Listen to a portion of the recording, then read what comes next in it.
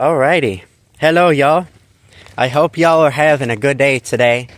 I just wanted to talk to y'all about the Lumbee tribe of North Carolina.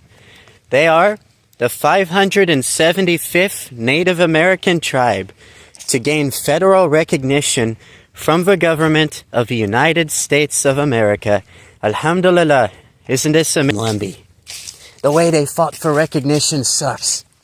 Well, we're going to address all of these claims.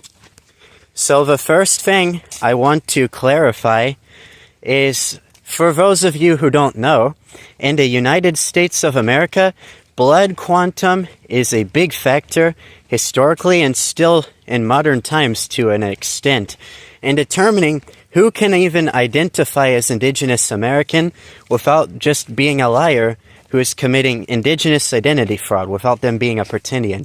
Who doesn't have Native American ancestry can be a Native American. If you are a white person or a black person and you don't have any Native American ancestry, how could you be a Native American unless you're adopted by a member of a tribe and the tribe recognizes you as being a member of the tribe? But then again, if that is allowed in the tribe that you're a part of, there's a whole thing with that, It doesn't change your race, your DNA, or ethnicity. Well, maybe you could argue it changes your ethnicity. Some people consider tribes to be ethnic identities, but it certainly isn't a racialized identity. And that's why I'm getting into this blood quantum thing when talking about why the Lumbee aren't Pretendians and why they're Native Americans. The Lumbee, it's false that they don't have Native American ancestry. The average Lumbee has around 4 to 6% Native American DNA.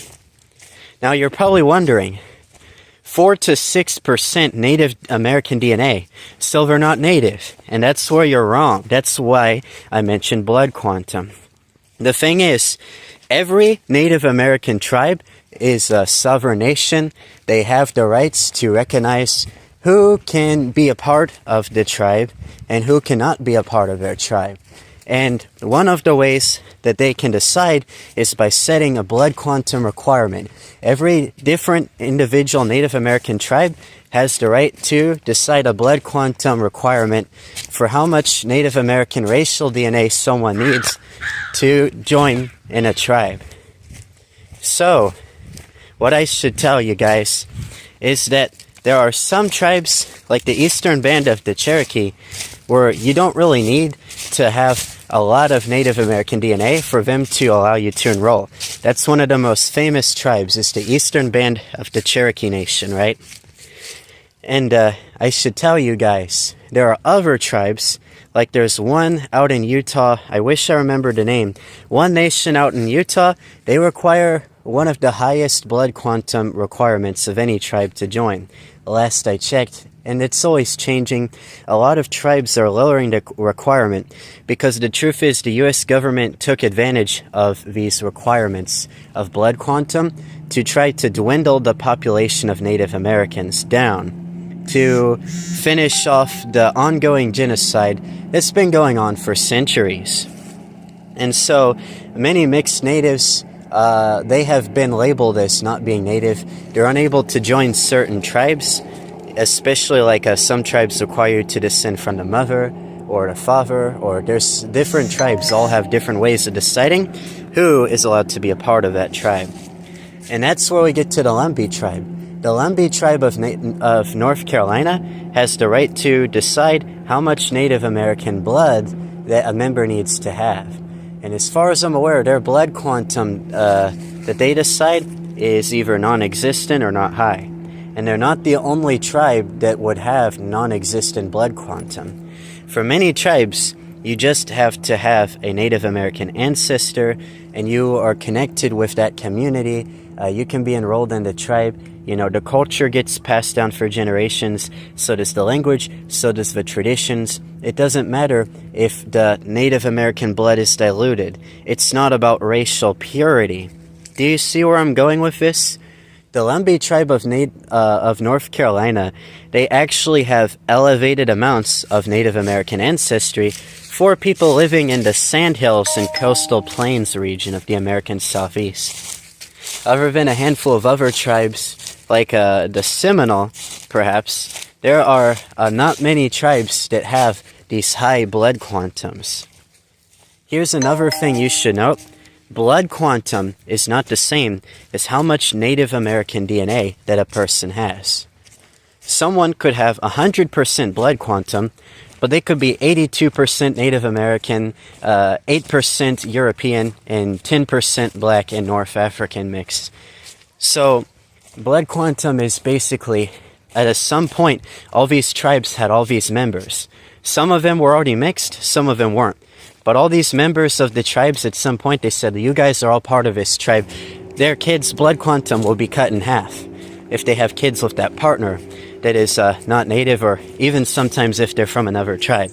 And because of that, with other tribes intermarrying, sometimes with some tribes that causes the blood quantum to go down, you can get someone who's 100% racially Native American, as much from tribes in North America. If you look at, like, for example, Ancestry DNA at their regions for Native Americans, as of the time of making this live stream, they got a region for Mexico, but it also includes the southwestern USA, because the natives in the American Southwest are most closely related to the natives in Mexico. It's one big DNA-related group there. And then natives on the East Coast and further north in the USA and Canada are a separate group. And then natives up in the Arctic are a separate group. And even natives in Alaska are a separate group. And you gotta be thinking, like, I saw the Alaska region, it just follows the state borders of Alaska. How is it that the Native Americans of the Alaskan Panhandle would be less closely related to the Haida on the island of Haida Gwaii than to the natives up on the Arctic slope in northern Alaska? If you know what I'm saying, there's not a whole lot of DNA test results that are very accurate for Eastern tribes. A lot of Eastern tribes are already intermixed or heavily mixed. A lot of Native Americans don't trust these companies to give away their DNA, because you have to understand, Native Americans have been exploited and discriminated against for such a long time. They have been victims of eugenics before. And there is all kinds of issues historically with how much Indian blood someone has, and the quote, who's a real Indian, and all these awful things people talk about. So, with that out of the way, the Lumbee tribe of North Carolina has Native American DNA. Where did that come from if they didn't descend from Native Americans? These people have elevated amounts of Native American DNA. They've been saying they descended from Native Americans for centuries. How are you guys going to act like these Lumbee folks popped up out of nowhere and just started identifying as Native American when it was convenient to them? That's not true. During different time periods for the history of the Lumbee tribe, there were some times when it would have been advantageous for them to deny their black part of their mixed heritage and just claim Native. But there also would have been some times when it would have been advantageous for some of the lighter Lumbee folks to try to pass as white, or for them even to try and pass as black, especially during times of the Indian removals, as they call it, the Trails of Tears that affected many of the indigenous peoples on this continent. Especially here in North America, they were really marching people around thousands, hundreds of miles. So, keep all these things in mind, alright? When you have ancestry from a Native American from one of the Eastern tribes, that Native American might have not even been what they call a full-blooded Native, okay? Because for 400 years, there's been mingling with the Europeans, okay? These things just happened, okay? Racial purity is a pipe dream in people's heads. It doesn't actually exist too often here in the USA. And it's not what makes someone a real native. Nobody is asking black Americans, what's your black blood quantum? You guys shouldn't consider Obama a real black. He's not fully black. No one says things like this, okay? Nobody's like, oh, Obama, what's your blood quantum? How much black blood you got? You know, maybe some people will just be able to tell because he's kind of light-skinned. They'll be like, yeah, Obama's mixed, or he's probably biracial. Well, why don't people just talk the same about natives? Like, yeah, there's natives over there. They're mixed, but they're natives. We should talk about natives that way, just like we talk about Barack Obama. Like, yeah, he's mixed, but I mean, he's still part of the black community. White people don't look at Obama and say, that's a white man. He get discriminated before because he was black. He lived a black experience. Obama is what they call a light-skinned black man, okay? Why don't we look at natives the same way? Native American people are the only people who get treated like dogs, where people think they have to have a pedigree and be purebred. It's disgusting, it's dehumanizing, and this is what the vast majority of natives I've met and that I know absolutely reject. So, you're probably wondering about the Lumbee tribe.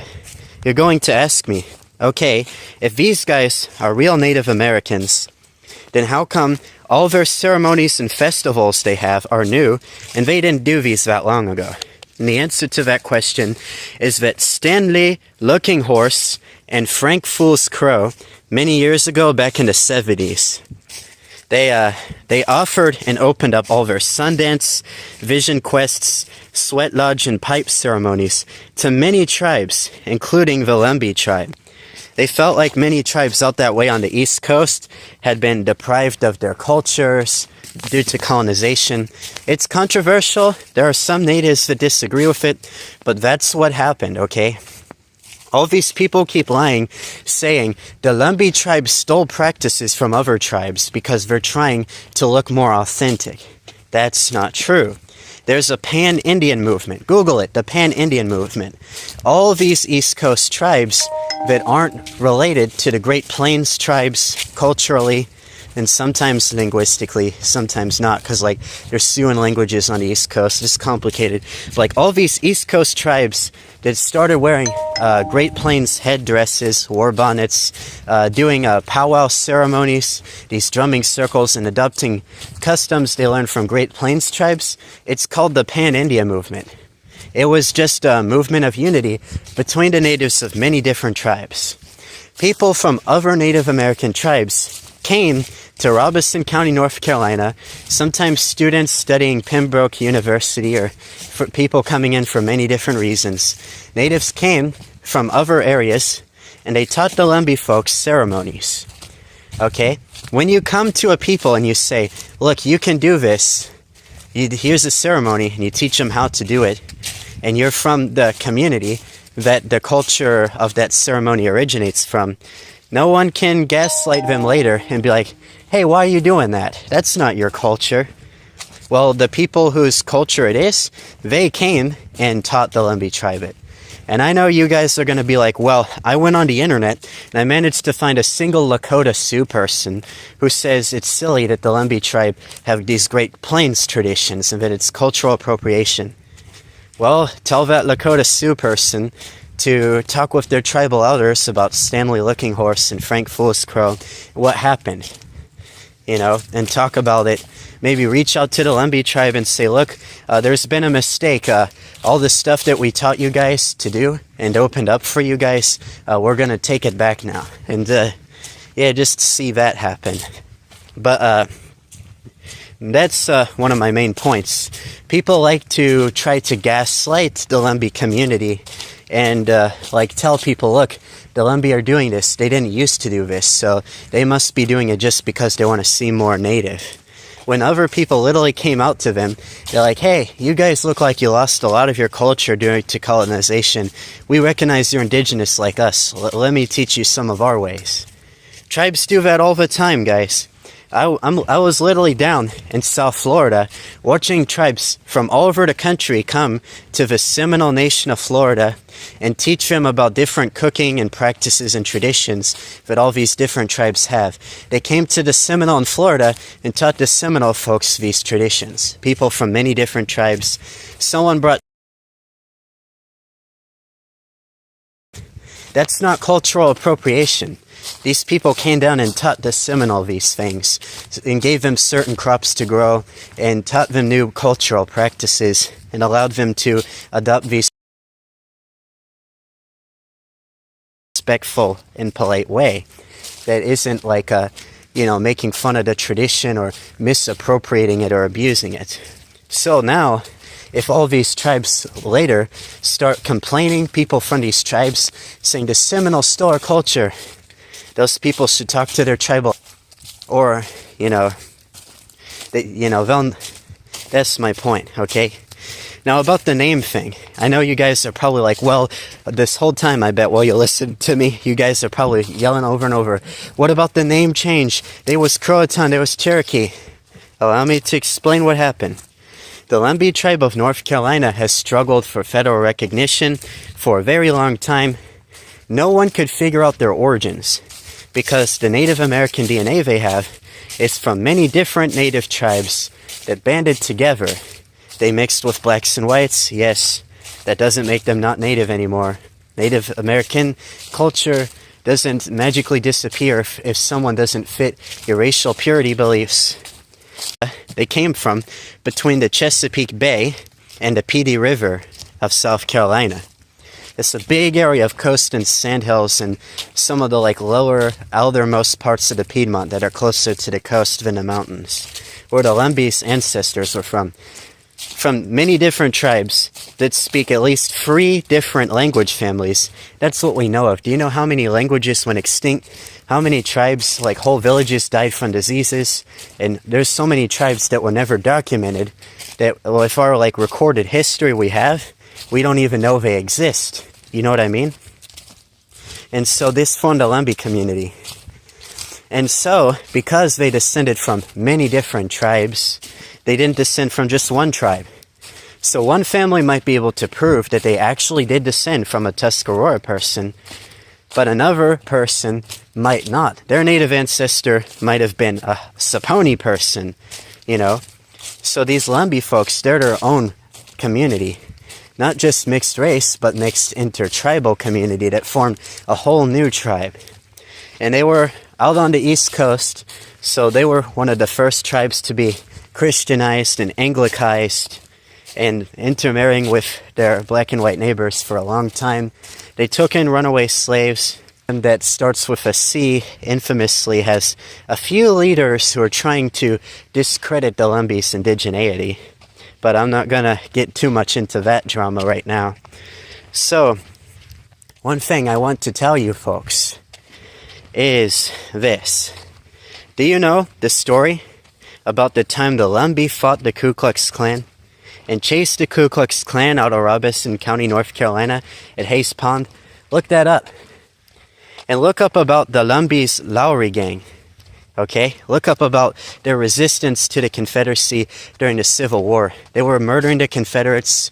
They were taking money from white supremacists and distributing it to people of color and poor whites. That's amazing, bruv.